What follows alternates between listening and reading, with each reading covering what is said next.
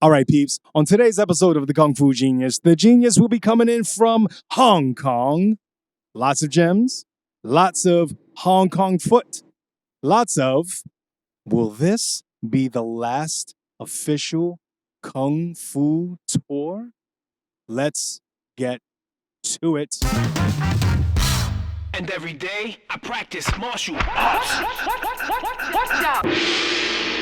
Yo, Dre, how you doing, man? I'm good, Sifu. We are here live. Well, not live, but in Hong Kong. We're in Hong Kong. We are on the, I guess, last leg of the tour. For you, I still got one more week. Well, the tour is done. Oh, wow. I still got one more week because I need vacation after running that tour. And I need to relax. I got a couple meetings and stuff for some projects. And so maybe going to another the beach week. and stuff. I leave tonight. Yeah, you leave tonight. The tour ended yesterday officially. Yes. Got some cool shirts. I got this cool, like, Black Belt Jones t-shirt, stuff like that. Yeah. You got a bunch of t-shirts. Now, I just want to say to our audience who just sees us in front of a bunch of palm trees and stuff, we're at a hotel in basically the edge of Wan Chai Causeway Bay. And you can't give away where I'm staying. True. Oh, no, it's okay. By the time it's not live. It's not live. It'd be weeks away. And Kung Fu fans, or I should say Bruce Lee fans, might be skeeved out to know, I don't know, what's the right word, that the cemetery that they shot Enter the Dragon, the cemetery where he goes to pay his respects to his mother and to his late sister, Su Lin. Wow. That cemetery is literally right behind us right here. There. And as a matter of fact, because the Chinese are obviously superstitious about things like graves, and also people don't necessarily want to see them. All the hotel windows on this side that faces the Muslim cemetery, they're all frosted, so you can't. Because when I got into my room, I'm like, why are the windows frosted? Right, you can't. And then when I came down here and I realized, it's because it would be a view of the cemetery. That's why. Smart on their half. When they shot that scene in Enter the Dragon, they didn't shoot it in a Chinese cemetery. They shot it in a Muslim cemetery. It's right there. It was the only one available at the moment. Well, maybe it had something to do with the Chinese not wanting to stomp on any kind of Chinese superstitions and then going, well, we could just go to the other cemetery instead. They don't have a problem with that. And I think then what we're going to do is after we record today, we're going to go over and we're going to take a visit. We're going to pay Angela Mao a visit. It's not Angela Mao. All right. It's Su Lin. Well, it's probably... It's probably some character. Dude, and I think it's written in Arabic, so we'll have to walk around until we find it. It's one of the rare things, like geeky Bruce Lee things I didn't do. Last year, someone who came on the tour named Kevin, he took he went and did his own excursion and went there. And he found It's not on the tour because I can think of better things to go and see than to go to some cemetery and stand in front of a grave that Bruce Lee stood in front of. Because the Bruce Lee stuff we do on the tour is pretty damn awesome. Yeah. So you have been to Hong Kong with me before, but you have not. Second time. Yeah. Not the last. Right. But you have not been on the official Ultimate Hong Kong Kung Fu Tour until this time. That is right. And this is the second time we've done it. And it was a lot of fun. And I think the next tour is probably going to be the last one that I do just because... it's a lot of work running around Hong Kong and arranging this stuff. And maybe in 3 or 4 years, some of the stuff that I show on the tour may not even be around anymore. So the next tour is most likely going to be the last one. What? And around the time this episode comes out, I'll start taking applications for next year's tour. Yeah. But I don't really see, partially because of my time and all the other projects, because when I come to Hong Kong, I got Hong Kong stuff to do. I got projects to work on. And staying 3 weeks. I got to dedicate 7 days for the tour, which bites into my own training and teaching and doing my Kung Fu nerdy stuff. Yeah. So I think the next tour will most likely be the last Ultimate Hong Kong Kung Fu Tour. And I look forward to it. I'll maybe put a couple new things on there. But the tour as it is pretty dope. So what new stuff would you put? Well... one thing I noticed on this trip is what I did is I essentially did the same tour I did last year because, spoiler alert, it's already awesome. I don't need to mess with it because timing, going from here to there and doing this and seeing this and it worked out so perfectly last year that I only had to do some very minor tweaks this year. I see. So I feel like already second year in, I've already mastered it. But the thing is that I could easily do the Ultimate Hong Kong Kung Fu Tour Part 1, Part 2, Part 3, and do another 7 days where we just looked at a whole different slew of stuff. And then I could come a third time, and it would be 7 days of different stuff because between Bruce Lee, Wing Chun, Yip Man, Kung Fu movie stuff, there's so much to see that what I pack in 7 days is pretty, I would even say it's pretty impressive, but I do have to make editorial choices on like, yeah, we could also have gone here, we could also have gone there. I see. And know your crowd. Yeah, absolutely. This year, so the first year we did it, which was last year, we had a huge group, and it was a mix of Wing Chun people, fans of the podcast, JKD people, European Wing Chun peeps, and then like other like Kung Fu people, Bruce Lee fans, and people who didn't do any martial arts, but they were like either fans of Bruce Lee or movies. So we had like a crazy mix. Yeah. This year we had almost an exclusively Wing Chun group. That is right. So I tweaked it a little bit to make it a little more Wing Chun based. And do some more Wing Chun stuff. Although really it wasn't that much different from last year's. That's the cool thing is like once I get a lay of the land in terms of who's coming, I can like if it's more people like let's say Kung Fu movie fans, I could like skew it a little bit more to like movie locations. And if it's more just like Wing Chun nerds, we'll go to the Yip Man stuff. If it's more Bruce Lee people, I'll go and bring it there. But either way, whatever group you fall in, you will love this tour. Gotcha. And super happy to be doing it for the second and penultimate time. I remember you took us to that mall where Jackie Chan slid down that Wing On Plaza, like from 100-foot. It's insane. Drop. It's insane. It's actually way higher than that. Wow. Yeah, it's wild. Yeah, that was mind blowing to me. When you see it in Police Story, it's mind blowing. When you actually go to Wing On Plaza and you go to the top, right, and you look down and you see where Jackie jumped down, you realize just what insane dude he was. Plus, there's one stunt in the end of Police Story where one of the stuntmen like does a flip. Either he gets kicked or he gets hit, and he does a flip and he lands in between the two escalators. And when you go and you see how narrow the escalators are and just how gnarly a stunt that would be, it's really impressive. Really impressive. So before we continue, just want to remind everyone that the best way to support the Kung Fu Genius is on Patreon. Patreon.com/The Kung Fu Genius for all your Kung Fu Genius needs.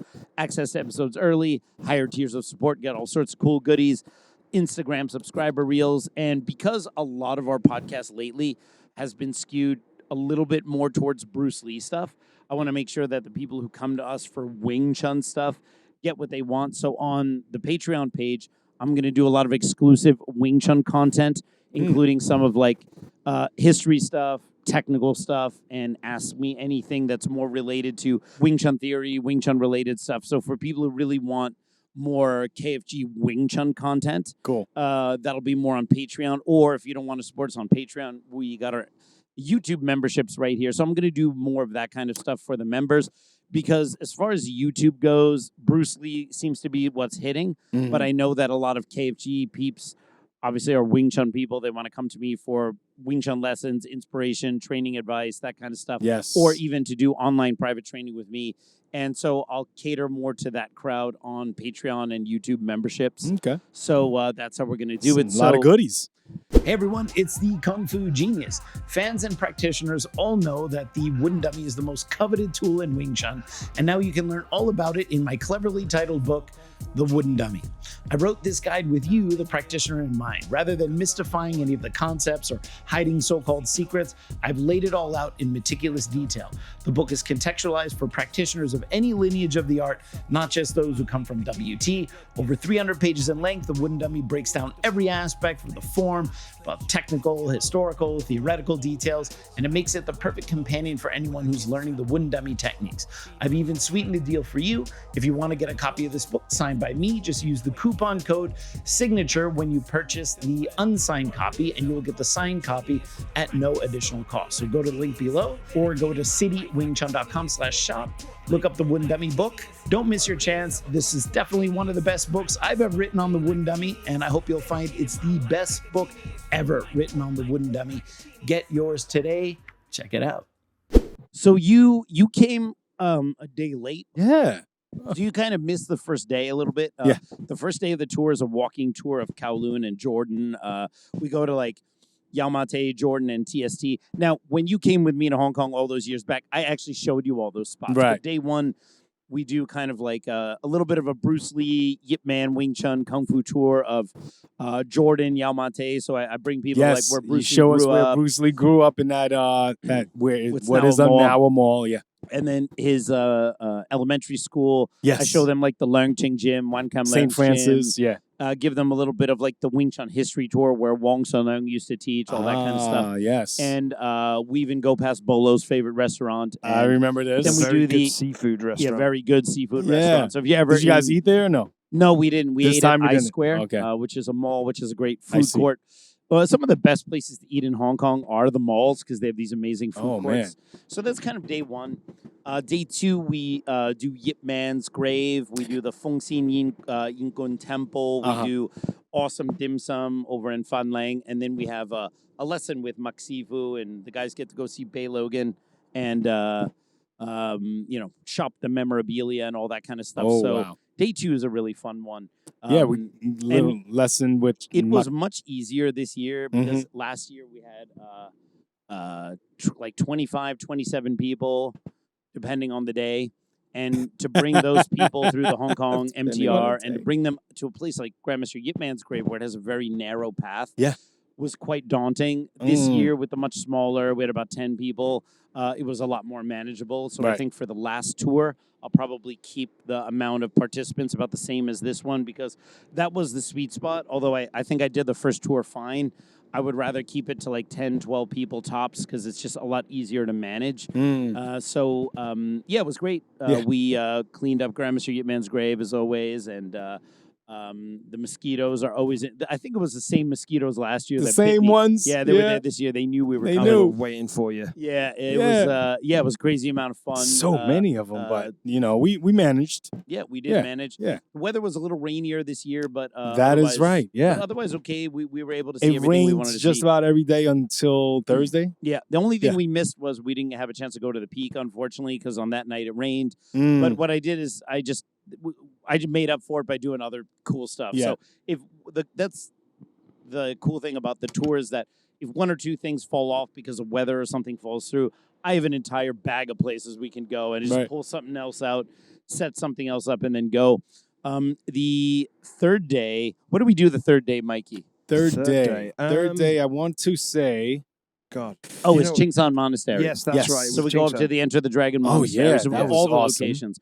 What we didn't do this year is on the second to last day, I didn't even bother trying to bring them to the American Club where they shot Enter the Dragon because we tried that last year and we were greeted quite unfriendily by some very angry security guards. Although our man Bruce Willow was still able to like hop the fence and get some footage. He's fast. Because the Enter the Dragon movie, the fight scenes, the tournament was shot at the American Club, and if you watch it, you can see that those are all on tennis courts. And those tennis courts are still there, and the rock wall is still there. So although everything is, the tennis courts have obviously been updated, you could still see the same rock wall. So you could tell that that's where they shot it. But they won't let you in unless you're a member, and it's like one of them hoity-toity clubs where everyone speaks like Charles, and so they're just not letting you in. So I didn't even bother going over there today, but we went to Stanley Market, and I loved Stanley Market. I got some neon signs for City Wing Chun. Unfortunately, Hong Kong is known for like its very impressive neon signs. If you ever saw, movies from the 70s and 80s and you see those iconic neon signs, unfortunately, they're all going away. They changed the laws in Hong Kong either for environmental reasons, for safety, for, the sheer amount of power that those things required. And now they are doing away with all the neon signs. So, like when you go down Nathan all Road, these signs that are like extended out into the street. Yeah, but also, much in line with the way Dre normally is. You didn't notice they're mostly gone now from the trip. From the trip.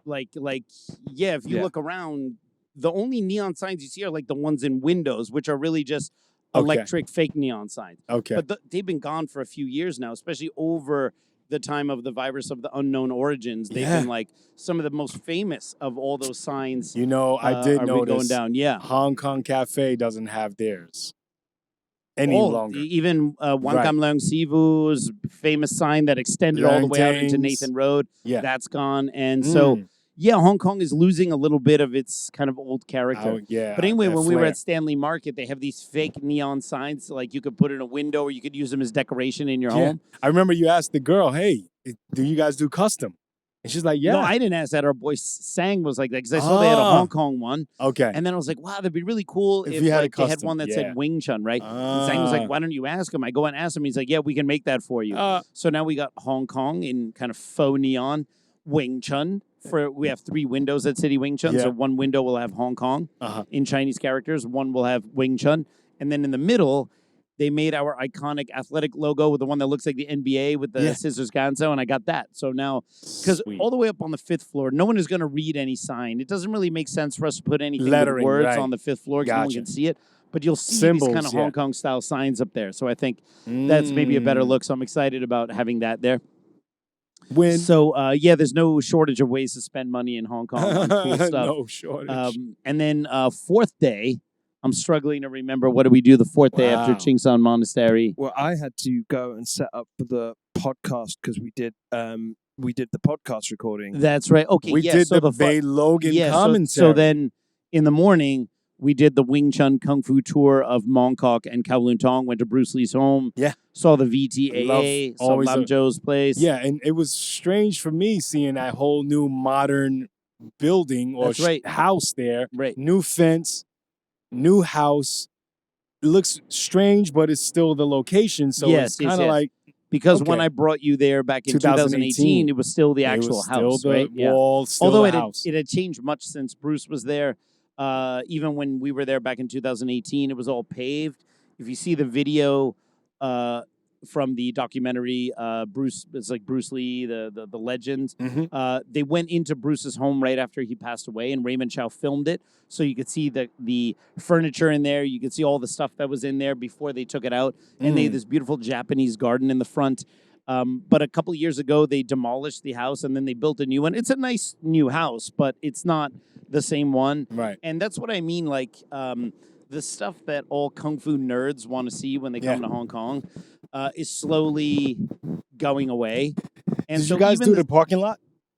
Actually, we didn't have time. It started raining. Okay. See, the thing is, there were so many things I did on last year's tour. Right. Well, no, I should say there were a few things we did on last year's tour we couldn't do this time, but I easily replaced it with other stuff. See. So after we did the morning tour on those day 4, then we went the whole crew. We went over to Bay Logan's Martial Club, where we had the lesson on the second day with the famous Maksivu, and he gave a live commentary on the first Yip Man movie. Woo. And if you've ever listened to a Bay Logan commentary, it's really quite impressive because he can, from beginning to the end of the film, tell you, here's an inconsistency. This guy, this actor came in late, replaced this actor, and just the layer and the richness of that film after experiencing one of Bay Logan's commentaries, that you'll never see the movie again the same way. He is an encyclopedia of Hong Kong film. Absolutely. At its best. And then after that, we recorded an episode of KFG, which by the time this one comes out, that episode would have already come out. I don't know. I think we'll probably put this one first. Probably put this one first? Yeah, I think we should. Maybe. Okay. So we'll do it that way. We recorded a normal Ask Me Anything episode. That's all I'm going to say about that. Yeah. There might be a few surprises in that episode.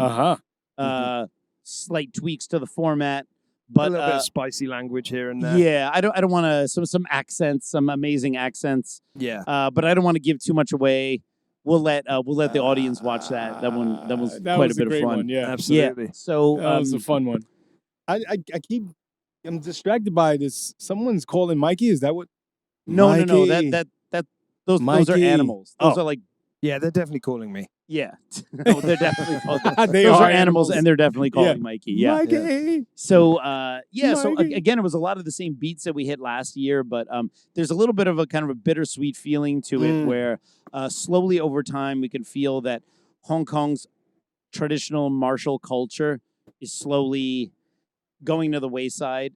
It's an interesting thing that most of where it is being preserved is by non-Chinese in Hong Kong.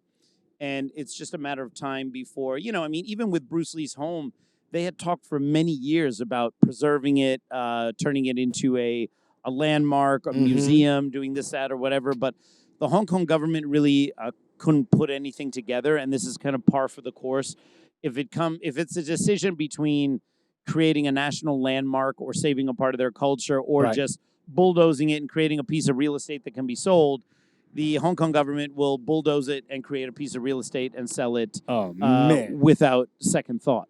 And this is more and more basically the case with everything.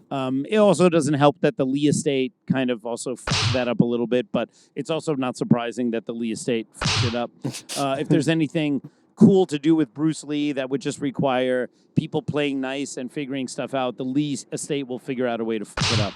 On the total opposite end of the spectrum, yesterday, which was the last day this was one of the highlights of my week. We went to the Bruce Lee Club. The Bruce Lee Club. The Hong Kong Bruce Lee Club. And you guys had a chance to meet the president, W. Wong. Yeah. He came himself. And you guys got to see, it's kind of like, it's cool. It's very small. And it's like half of a museum and half of a shop. Yeah. And you have all sorts of, books, both in Chinese and in English that are, I would say, a little more on the rarer side for purchase. You have a bunch of stuff not for purchase because it's kind of like the museum stuff. W. Wong also, oddly enough, he had like 100-year-old jiu-jitsu book in there. Yeah. And you open it up. I got to skim through it. It's all the same stuff that's being done now. It's so fascinating. It's really, really incredible, the collections they have in there. And one of my favorite things, and I think one of the coolest things in the club is there's a calligraphy. Yeah, I did see that. And there's a calligraphy that says in Chinese, it's like the Hong Kong Bruce Lee Club. And that calligraphy was done by the late, great Wong Sun-leung. And his signature is on there. Wow. And really, really cool. I believe W. Wong was friends with Wong Sun-leung. I know he's good friends with Wang Kam-leung. Yeah. Obviously, the connection to Bruce Lee there is undeniable because Wong Sun-leung was really the one most responsible for teaching Bruce Lee.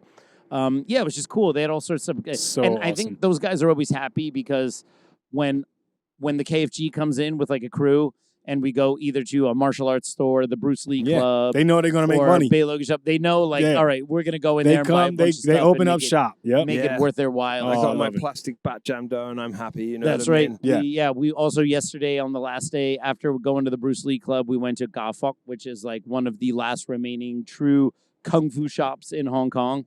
And we bought...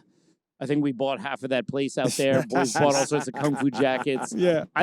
So I'm not a big fan of like a lot of mainland Chinese stuff. I'm kind of more of a Hong Kong Chinese nerd. Yeah. But even I finally broke down and bought a pair of Fei Yues, which are really comfortable. There's these mainland Chinese I did notice you had those they're originally for like the wushu practitioners. Yeah. But now they're becoming kind of like trendy, and now they have lots of cool designs. I got them one because I'm gonna divulge some intimate details about the Kung Fu Genius here. Uh-oh. Yeah, I know. So this is always something. Whenever I come to Hong Kong, I have a problem. And the problem is that my feet start to sweat immensely in Hong Kong. And as a result, my socks and shoes start to get the funk. Oh yeah. And I come to Hong Kong. We want the funk. I come to Hong Kong prepared. All right. I bring the foot sprays. I bring the powders. I bring everything. All right. And I'll usually bring like 2 new pairs of kicks, not an old pair of kicks. Right. I see. On this trip, I brought 2 new pairs of kicks. I've been here for 2 weeks, and they smell like the inside of a gym locker's ass right now. Okay. Gym locker's ass. And every day I air them out. Yeah. I spray them. I spray my socks. I make sure my feet are dry. And you just go out, and between the rain, like your shoes getting wet, the sweatiness, all the walking, they just start to get the funk. I don't have that same problem, though. Yeah. I didn't have that problem this year either. It's weird. Normally I do, but... I didn't have the problem last year. Oh. And I have the problem... I came prepared anyway. Okay. I have the problem this year. And I even brought a pair of Reeboks that are like ventilated. Mm-hmm. And oh my God, I can't even go near those things right now. By the way, Do you know what athlete's foot is called in Hong Kong or in Cantonese? No. Or actually in Chinese, because they say it in Mandarin. They just pronounce it in the Mandarin way. What is athlete's foot called in Hong Hong Kong? Kong gek, which is Hong Kong foot. Wow. All right? Like, literally, that's what athlete's foot is called, right? Hong Kong foot. So I had to buy a pair of Fei U.S. just For the so that I have Hong a Kong dry foot. pair of shoes, right? Yeah. And oh my God, man, it's crazy. I And also the love other it. reason I bought them here is because they're so cheap. Yeah. I mean, it's like it was like $10 for these shoes, right? I didn't know I was gonna be buying 2 pairs of my favorite Onitsuka Onitsuka Tigers. Tigers. We knew you were Yeah, going to we- do that. we Shut knew- up.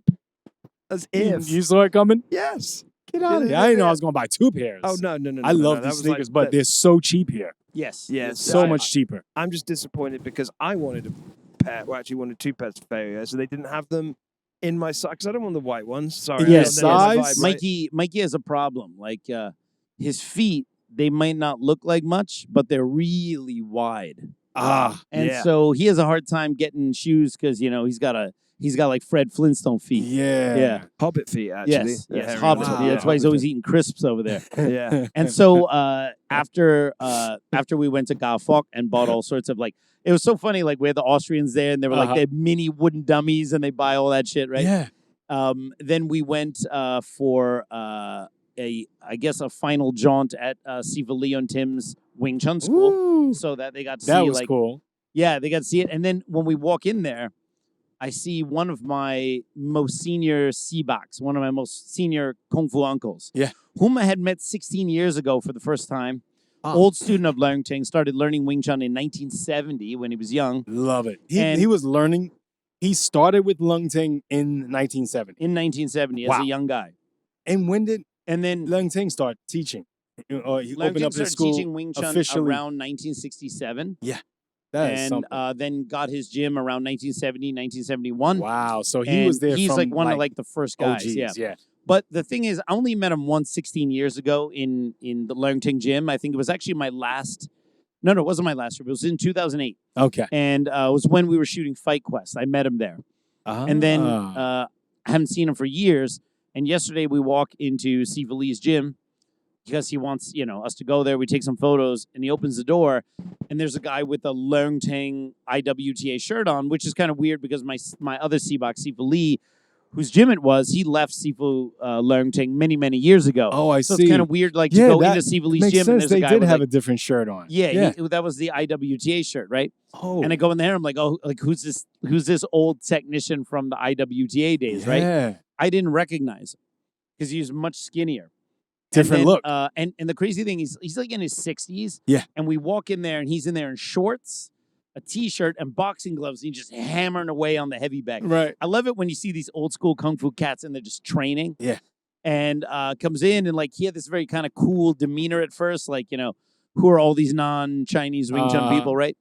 And I started speaking some Cantonese to him, and that put him a little at ease. And I was very curious because he told me that he started in 1970. Mind you, I didn't remember that this is the Zhao Man Leung that I had met 16 years ago because he just looked so different. I see. So, of course, in normal Kung Fu Genius he fashion, doesn't have his glasses on either. yeah, in normal Kung Fu Genius fashion, I'm like always the nerd. Okay. And I'm like, oh, here's a guy who learned from Siva Leung Ting since the 1970s. So Very- what do? I pull out my phone, I pull out my notebook app, and I'm like, oh, like, please tell me, when did you begin? And like, how did you start? And then he starts telling me his story. And then I ask him if he knew my other Seabok, Elman Leung. He's like, yeah, I know him. Well, how do you know him? I'm like, oh, he's a good friend of mine. Yeah. Even took many lessons with him. And he unfortunately passed away a few years ago. And then I could tell he was like kind of, because a lot of the new school guys, they don't know the old school guys from the 60s and 70s, Right. but I'm the nerd who knows all those guys. So I think I kind of put him at ease because he had that kind of rough demeanor. Uh-huh. And then I asked him, I said, what is your name? Because I want to put it in there. I want to see if I can get any stories. And then when he told me his name, I realized like, oh, I had met this guy. Yeah. And then I even have a photo with him on Facebook, right? So I pulled up my app, and of course, he clearly didn't remember me either. We all us Westerners look the same. Yeah. So I pulled up my Facebook app. I showed him the photo of us back in the day, and he was like, "Oh!" And then he was like, his demeanor changed. Yeah. He then brings me to the dummy, and he just starts showing me stuff. Yeah. It was awesome. So cool. And he starts showing me like some ideas that he's developed over his, now over 50 years of practicing Wing Chun. And it was, and Right. I'm all ears when someone from the senior generation wants to show something. I'm right there. Bring so it I was on. like a pig in shit yesterday listening Nice. to him. It was awesome. So, and that basically concluded our tour. And we had everyone had a really good time. And, and I know this everyone had a really good time. I know, No. everyone came up Yeah. and told me how great it was, just like last year.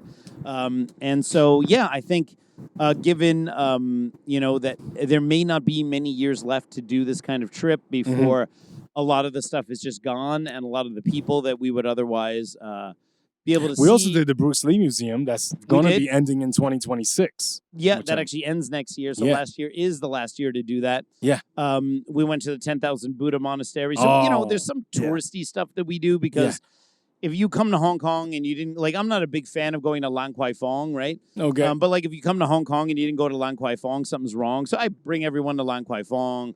That being said, we have had a couple of fun nights in Lan Kwai Fong. The reason why we have fun in Lan Kwai Fong is because we go to the Nuevas Tapas Bar. Yeah. And we know the owner. So we go to the one place, which is totally legit. He's like a dude from California. Which they have great food, by the way. excellent food. That's why we go there, because most of the bar food Yeah. is trash. I'm not much of a kind of a bar dude. I like good food, and that place is really, really solid food. We do the Avenue of the Stars, the Bruce Lee statue.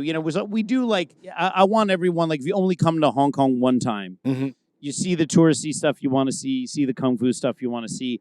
But I think, probably about maybe one more tour left. Wow. Potentially maybe next year. Maybe I'll also do an ITC event, a Wing Chun immersion seminar. Be cool. And then have a tour, or maybe do both, or I don't know. I'll when I get back, there's so much cool stuff to do and so many possibilities in terms of arranging something Wing Chun training for nerds who want to do that, the tour for nerds who want to do that, and maybe I might do something like that for the next and potentially most likely final tour. Ouch. So yeah. Man, Ooh, I got it Kung Fu stings. Genius stuff to do everywhere. I can't just be coming to Hong Can't Kong just be- playing tour guide. I'm a busy man. Hey, talking of Wing Chun and touristy stuff, we seem to be glossing over our 2 trips to Ireland. You know what I mean? Yes, you are right. So, man, what's crazy, because I don't, if I don't have my calendar in front of me, I'm pretty much useless. Yeah. So here I am just trying to recap off the top of my head, and it's and there's still so much stuff we did on the tour that I didn't even discuss. So Lamma Island, we went, right? but first we'll talk about Moi Wo. Yeah. So Moi Wo. we went to Moi Wo, which is a section of Lantau Island, and it's where I was staying for the first week, and that's where we taught the Wing Chun class this year. Yes. So as part of the tour, I do a 2-hour Wing Chun class. Last year, I did it in Sam Soi Bo, a block away from where the restaurant union was. So the Wing Chun class I taught last year. That was cool, by the way. Was quite literally right by where Wing Chun really began. Yeah. And we taught it. I taught it last year in a place that really was very much like a kind of place you would find in the 50s with the floor and everything. And then this year, I thought I would give them a different kind of Wing Chun in Hong Kong experience. And I taught out on the island at nighttime on a deck of a house where it's really hot. So it was that kind of outdoor. You can't do that kind of training during the daytime. We're lucky we're in shade right now, but if the sun were directly on us, we'd be a bunch of shriveled raisins right now. Luckily the sun is behind this building here. Yeah, so we're the doing all right here. Just right, because it literally I have been burning up over. You can't see me here, but we put the stars in the shade, but I am out and I'm using Dre's fanny pack to cover the. He said fanny. Yeah, you know what fanny means for the Brits? Oh yeah, it doesn't mean butt. So anyway, damn. Front butt. Front butt. Front foot. Yes. So what if you could transport back in time for a front row seat into the life and legacy of one of the most respected Wing Chun masters in history? Gong Sao Wong, a tribute direct students on Sifu Wong Sa Leung, offers you just that. Through a series of exclusive conversations, 25 direct students share anecdotes, reflections, and personal stories offering in-depth understanding of the man behind the legend. Order your copy today across 12 Amazon marketplaces with free shipping. I absolutely love this book, and I think you'll find it an indispensable part of your collection. I can't recommend it enough. Get yours today. Go to Amazon, type in Gong Sao Wong, and there you go. So, so we went out to the island, which was really great. And then on Friday, we had, like we did last year, we went out to Lamma Island for some amazing seafood arranged by my old student, Ming. Ming. That was so awesome. Started learning Wing Chun with me about 14 years ago in New York. Yeah. And then about 10 years ago, he moved back to Hong Kong. I remember he's been this, continuing his training with my Sibak Leon Tim. Friday night, they'll rent Nima King's gym. Nima King is the head of the Mindful Wing Chun here on the island side. And they rent, like, for an hour on a Friday night, they rent it so Siva Lee can teach my student, because I guess they don't have any classes going on Friday, so they rent it for Siva Lee to teach my student Ming. And then Ming arranged for us to go out for seafood, so we got a boat. We went out there, had amazing seafood. That was incredible. It's funny. It's so good. It's funny, for as like awesome as like the kung fu stuff is. I have to say, one of the highlights of the tour is going on the boat, going out to Lamma Island, and eating seafood and all of that. This year we had, because we had exclusively Wing Chun people on the trip, with the exception of our boy from the police and the military. Right. A couple of the European guys took some private lessons with me. Obviously, during the tour, I have almost no spare time, but they were, they wanted to do private training, so I managed to wedge some private training in between these different breaks. I was teaching them out in Victoria Park. So, really, that was fun. Really a lot of fun. I see what you did there. Yeah, Well I played. saw where he did that. So, Wedged. this is the second year I've done the tour. For Okay. years, I came to Hong Kong, but not officially in like a capacity as a tour guide. I would bring some of my students. Sometimes I come with one or two students. Sometimes we come with a slightly larger group. And they just kind of informally show stuff and do Wing Chun stuff and hang out. But now, since last year, I have this formal 7-day tour. So this was the first time you came to Hong Kong in the tour, in like tour mode setting. Yeah. And I want to know what your experience was. Like, obviously, when we're hanging out, it's cool. But what did you think of the tour? Before we go any further, can we be? Are you sure that he's going to remember any of it? Well, that's always the problem. Well, this is also the test, all right? I just spent about half an hour recapping everything we did, and now I'm going to ask him what he thought of it, and we're going to see. See, I gave him the answers before the exam, and now we're going to see what he remembers. He's going to say his favorite part of the tour was sitting in front of the cemetery where they shot the Enter the Dragon scene. The fascinating thing for me, I think, was, Dre. I mean, you're going through the jet lag, Yes. but the tour is so fascinating. The jet lag was the most fascinating bit. No. You're going through it, Uh-huh. but you're like, no, this is too exciting. I can't fall asleep now. No, Right, this right, is right. crazy. This is amazing. Yeah. I'm tired as AF, but this is incredible. Right. I don't care. I'm Yeah. staying awake. Because for us Yes. New Yorkers, we have the 12-hour time difference, which I think is the hardest of all time Oh, differences, yeah. because 8 a.m. is 8 p.m. and vice versa. So night is day, day is night. But that's also why I suggest people come a couple days before the tour and say not at the end of day one. Dre. Yes. Yeah. So a that way lot they- of great food, Yes. a lot of walking, What was your a lot favorite? of exercise, a what was- lot of great food. What was your favorite spot that we ate at? Ooh, I would Lamma Island. Lamma Island? seafood, Rainbow Seafood was amazing. Yes. Like the food, the quality of the seafood, it was just mind blowing. I also love the dim sum place from yesterday, even though we did get overwhelmed at the end. there was way too much Oh. food. I remember there was an episode of The Twilight Zone. I don't remember what the setup was. Yeah. But the guys are like locked in a chair and they just keep bringing him food Yeah. and he cannot stop. Or maybe that was It's a- Or maybe that His was name's Nightmare on a Elm Street. I spin-off don't movie. remember. Yeah. the dim sum place we went to on day 2. Yeah. That was crazy. Yes, Amazing. yes. Yeah, that Local was dim sum is always really, Yeah. really good. We eat dim sum not in the areas where you got tourists, but like Mhm. in the local areas. Okay, so that was your favorite food spots. What was your favorite Bruce Lee spot or Bruce Lee thing Club. we did? The Bruce Lee Club? Bruce Lee Club. Yeah. Hands down. Yeah. It's unfortunate because, you know, I suppose a prophet is never a prophet in their own country. Like, Mhm. yeah, like Bruce Lee is a very recognizable person in Hong Kong, but it's a very small band of like hardcore people that are keeping his name and image alive here. Yeah. And they basically all, you know, you got Bay Logan and then you got like the Bruce Lee Hong Kong Club. And if you guys are in Hong Kong, I would highly suggest you contact the Bruce Lee Club. They are, because they're a little out of the way. They're in the kind of Kwun Tong area. Not a lot of people go to visit that shop. Yeah. So they're only open like one day a week. And even then you kind of have to make a reservation. So if you come to Hong Kong, I would suggest you go there and you support W in his great cause. Buy books, buy T-shirts, buy Bruce Lee stuff. Check out the place because, you know, we keep Bruce Lee's memory alive on YouTube, but we're by far not the only ones doing that. But in Hong Kong, it is a very select, small group of people. The iconic Bruce Lee statue of on the Avenue of the Stars is there because of the Bruce Lee Club. If not for them, that's not the Hong Kong government going like, hey, the most recognizable Hong Kong citizen is Bruce Lee. We need to like put him out front and center.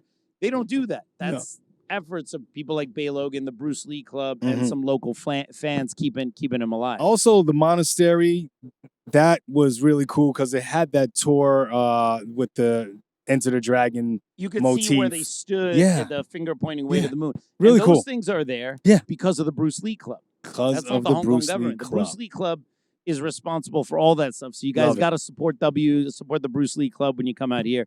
Okay. What was your favorite training experience? And you don't have to say it was the class with me just because I'm your seafood.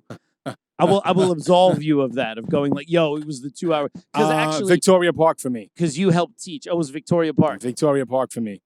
Yeah. Because you helped me teach some private lessons. You've filled me on a new program. Yeah. And that's literally all I did. Just new program stuff. Right. I got my reps in as well as helping others get reps. And it was, Yes. hands down. For Wing Chun nerds who are watching this, like in the Leung Ting Wing Chun system, Leung Ting famously introduces Chiu to the students through these kind of sequences. And these sequences are antithetical to good Wing Chun because Wing Chun is about feeling. Wing Chun is about adaptation. It's not about doing anything in some kind of prearrangement. But what Siva Leung Ting did to make sure that students learned the whole corpus of Chiu techniques, the breadth of the movement and the I suppose movement vocabulary of Chiu is he put these things into like attack and defense routines. And the idea was so that instructors would have like a syllabus in their head. Okay, you have these attacks, you have these defenses, and then this, that, and the other thing. Unfortunately, because that was the main mode of teaching for Leung Ting Wing Chun through seminars, a lot of the international branches got the misguided idea that the sections, these sequences, are the Leung Ting Wing Chun Chiu. And they're not. They're the syllabus for the instructors. They are like, it is the menu, it's not the food. Right. Okay? Exactly. It is like, you know, when you look at the back, and I'm going to date myself here, you look at the back of a DVD, or you look at the back of an album, and you see the list of the songs. The sections are the list of the songs. They're not the music. You got to go in and play the music, right?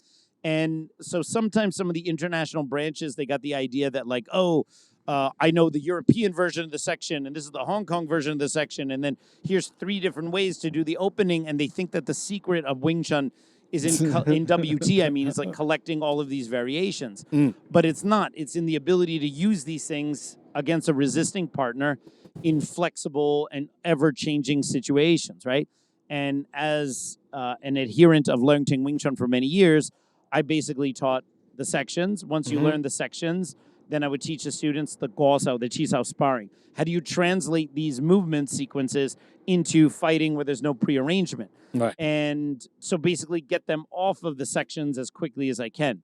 And a couple of years ago, I realized, we don't really need the sections anymore because Leung Ting Wing Chun is now taught all over the world. The instructors like me or you or anywhere else, we know the sections, we know the movements, we know this stuff. So why do we need to teach a training method that was meant to be taught for seminars where you have 100 people there, where now we can go back to teaching it in the way that it should be taught, which is more one-on-one and personable. And so a couple of years ago, I completely did away with the sections, replaced them all with short drills that interlock and interchange with each other, that you can build cumulatively. That's the craziest part. They interchange. Yes, with so each that other. you don't need to learn a sequence. You don't even really need to memorize anything. Right. You just need to develop these skills individually and then mix them up together. It took me a little bit of time before I could kind of like take that step and be like, I'm going to be obviously a former student of Leung Ting, but I teach Leung Ting Wing Chun nonetheless. And just take the plunge and say, we don't need these stupid sections anymore because they are a hindrance to what we would understand as proper Leung Ting Wing Chun Chi Sao. So I created that program first to teach the guests who would come and visit me, whether they came from Europe or elsewhere. They always ask me, hey, can I do Chi Sao sparring? Can I do Guo Sao? Because they only learned the sections.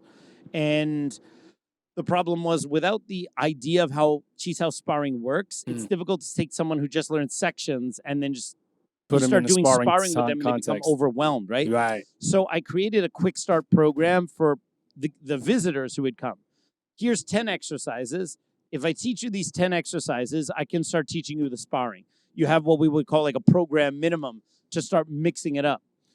And after I created this, like I called it last year or a year and a half ago, the Guo Sao Quick Start Program. Okay. I started to realize if I'm teaching a shortcut program to teach the students how to do sparring in like 10 easy, like kind of a joke, in like 10 easy steps. Yeah. Like distilling in, like, if you're going to do sparring, you need this, and this. I started to go, how come this isn't my normal program? How come I'm still teaching like longer form drills and cycles? I no longer taught sections. I was teaching cycles. And then those cycles could be broken down more easily into sections. Well, why don't you even break down those into the elemental skills and then show how they interlock? And then I don't need to teach cycles because the students can see how one thing can move to the next without me telling them how, right? Without saying, you have to go from here to here to here. Show them A, B, C, D, E, all the way through Z. He's not paying any attention. I said Z instead of Z. And then... well, he's heard Z so many times. And then they can start to learn how to form words and sentences and so on instead of telling them what those words and sentences are supposed to look like. Gotcha. So what became a quick start program for the visitors to my school became the new program. I expanded it to 20 exercises.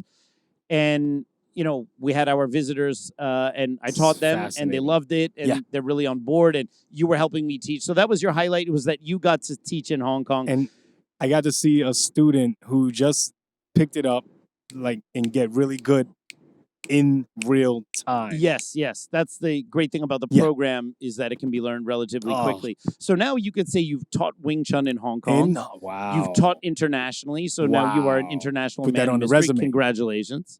Okay. And so that was your favorite training experience. Yes. Mine was definitely doing long pole with Maxivu. Oh, wow. And what was cool is one of our guests asked him, like, oh, can you tell us a little bit about the Lok Tim Bun Guan, the long pole form as done in Hongar?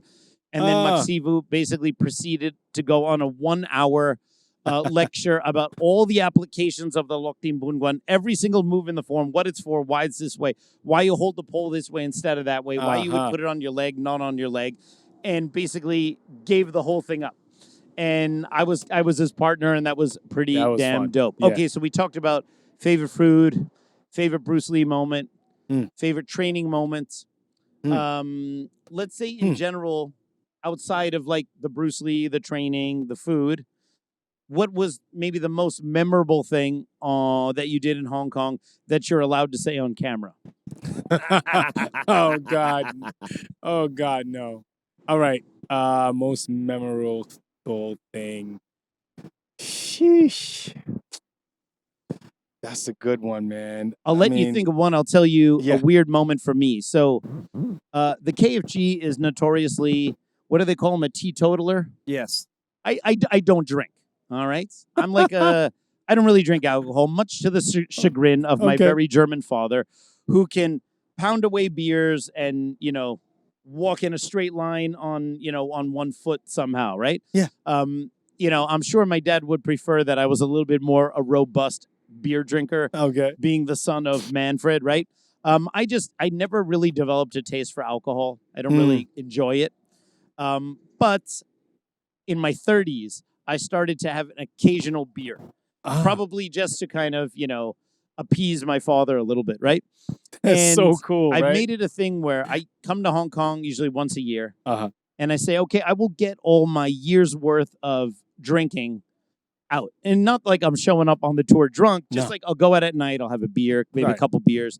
And, when the tour's over, maybe we'll go listen to some live music, pound a few away. So on the night before the tour, I made, because I am such a lightweight when it comes to alcohol, because I basically have no tolerance because I do not drink. Yeah. And then I come to Hong Kong and everyone's like, hey, have another beer, Oh, because no. some people mistakenly think that they need me to be drunk to start telling all the secret stories or the gossip about the Wing Chun. No, you just don't get need to me be drunk, talking. right. And with me, it's just about the off button. You don't need to lubricate me with alcohol at all. I'll give it up because I love talking about this shit. But they start giving me beers That's and great. more beers Yeah. and more beers and no. more beers. And no. That's almost the off button. the off button is anything, almost is- like, yeah. But luckily, even though I'm not someone who can really drink that much, Yeah. I'm so I'm an easygoing drunk. Yeah. All right, thankfully. But I drank a little too much on the first night. I had one too many drinks. And so I had to go back on the ferry all the way to Mui War. Oh. And by the time I arrived there, I was still a little drunk. Uh-huh. I had to take a little bicycle all the way back to the house, about a 10-minute bike ride. Yeah. And so I'm on the bike. I got the balance of a genius. And I'm going down this really, really dark road. Not a lot of street lights. Uh-huh. And right next to me is the beach. And I see, as is par for the course out there on Lantau Island, a water buffalo with its head right next to the sidewalk looking right at me. And the horns, from horn to horn, is easily as long as the bike that I'm on, right? Wow. And he's looking at me, with those big flared nostrils. Yeah. And I'm like, okay. If this guy comes, and now they're really friendly, but when you're a little sauced and you're on a bike, you don't know what's up. Yeah. And I'm on a bike, barely holding my balance, and going like, "Please do not." Like this is the worst way for the Start KFG chasing you. for the KFG to. You don't know if it's gonna chase you. It just I chase don't people know, on right? bikes. And then so I'm slowly riding my bike sideways there, and he's just looking at me while I'm going by, and he lets me go. I'm making it home safe. Yeah. And it's been a. Yeah, it's been a That wild was a and very wild fun highlight. trip. It was very cool that you came on I'm this year's so tour. glad I got to make it out this trip. Yes. Yes. Very, very, very fun trip. Yeah. Mikey, I what mean- was your highlight?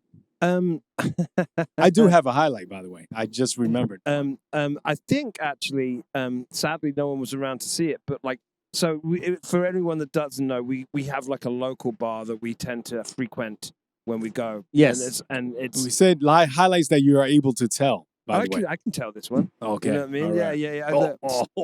Yeah. Those ones for the KFG after dark. Okay.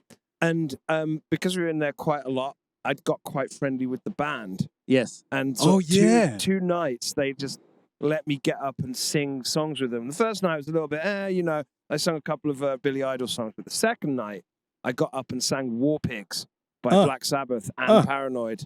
And there's little bits of footage of me. And Yeah, we may have this footage there. We'll put it on there for the Patreons. All right. And then they'll all quit our Patreon. All right, Dre, so what's your highlight? I realized, we went to the first location of Wing Chun being taught by Grandmaster Yip Man, the Restaurant Union, yeah. And I realized I had like a similar parallel. I've done the canvas thing years ago Yes. and then stopped it. And then now I'm venturing back into doing it. Canvas being your branch of City Wing Chun, right? But a month or two ago, my general manager at my job offered me the third floor space as a place to train people. Right. And as a Sifu now, I'm like, I could do this. Yes. So I've been, entertaining the idea of teaching at this restaurant on the third floor, similar to. So you got your own little restaurant union story. Yeah. Well, hey. Pretty fun. That's how it all begins. Yeah. And that's all I got to say about that.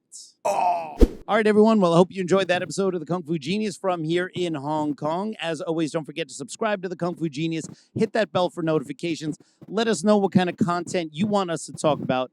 Support us on Patreon. Support us on YouTube memberships. That is right. And as always, I'll see you guys next time. Word is I'm a kung fu genius. Technique speaks for me, not lineage. Forget Jet Li, cause I'm the one. Many call me seafood, but to you I'm Seagung. And I produce masters. You surpassed us. Your kung fu stiffer than corpse and caskets. City Wing Chun is the house I built. Violate the gate and your blood gets spilt. Alex, Richter, always the victor. Yeah. Keep that mic in front of your face, Cradle. All good. All right, you ready? No. Okay. Yeah, don't even think for a second that I don't have to see it. All right, Dreidel. All right, peeps. On today's episode of the Kung Fu Genius, the genius will be coming in from Hong Kong. That it? That's how Yeah, you're doing fine. Okay. Just making sure. Jesus. Jesus, Dre. Jesus, Dre. All right, let's go.